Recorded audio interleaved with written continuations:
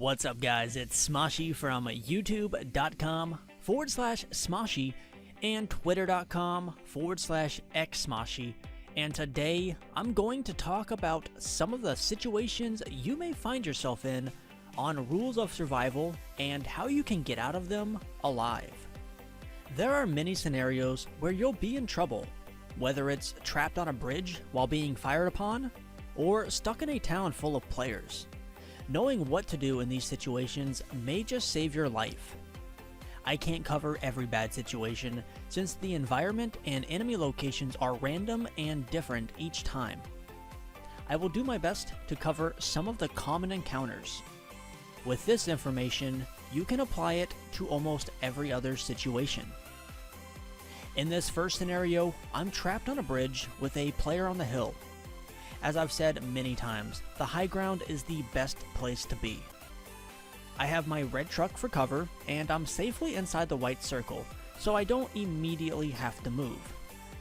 Because I'm so close to the edge of the circle, this also protects my back, but while the blue circle is moving in, do not completely ignore your flank. Players will still be rushing to enter the new zone, and since you're on a bridge, which is the most convenient way to cross the river, you'll likely be the prime target. There will be scenarios where you're further back on the bridge with more than one player raining bullets down on you. This is a great time to use smoke grenades to block their view so you can get away. While I'm fighting this guy on the hill, I'm trying to destroy his vehicle. My thought process is if I destroy the truck, it will blow up and he won't be able to use it for cover. This, however, was a mistake. I was wasting bullets and giving away my position to anyone nearby.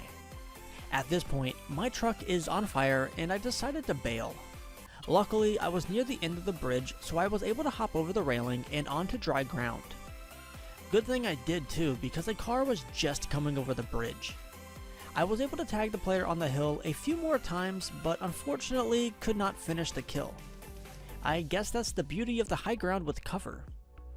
I decided to move on and into the new circle.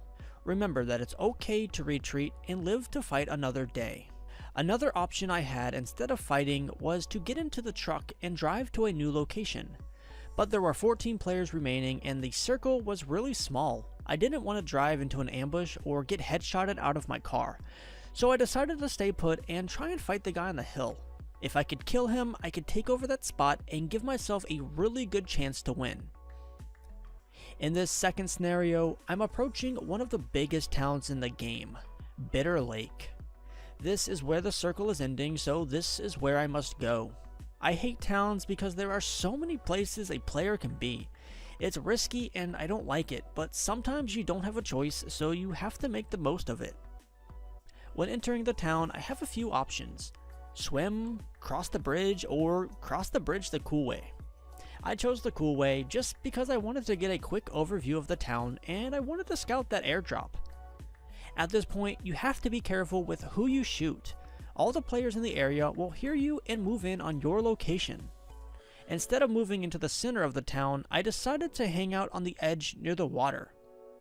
This bit of land goes down, leading to the water, and it makes for perfect cover.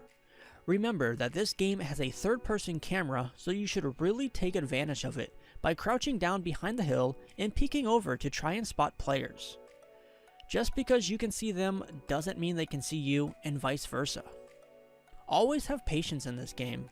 Wait for a good opportunity to shoot.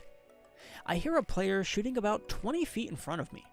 I know his general location, but I'm also in a good position. Moving towards him would be greedy and dangerous since he'll hear you coming or see you coming using third person. The circle is small, so he's not going anywhere. Wait for him to let his guard down, then put him away. As mentioned earlier, always watch your back and be aware of your surroundings. Players will be trying to move into the new zone, so you're an easy target for players across the river. You may also spot players swimming across. Look for any doors open that will indicate the presence of players. They may be open from earlier in the game, but keeping a mental note of open doors will allow you to shield yourself from that angle just in case. Never stop moving. A stationary target is an easy target. There's almost certainly always a player on top of the big blue 3-story. Take your time and line up your shot. I guess this player should have kept moving. When there's a few players left, try and take a guess at where they might be. Think back to if you might have heard gunshots in a particular direction, or if another player was shooting at someone, such as the guy on the 3-story aiming in the direction across the river. It turns out both players were across the river. Remember to have patience. Let them fight each other. Move yourself into a good position. In this case, it's a tree. Spot the player, line it up, and take the shot. There are many situations you'll find yourself in on Rules of Survival. Some better than others, but some things are always true. Never have tunnel vision. Watch your back. Put yourself in a good position, and have patience. Hopefully with some of these tips, you'll avoid a lot of these bad situations.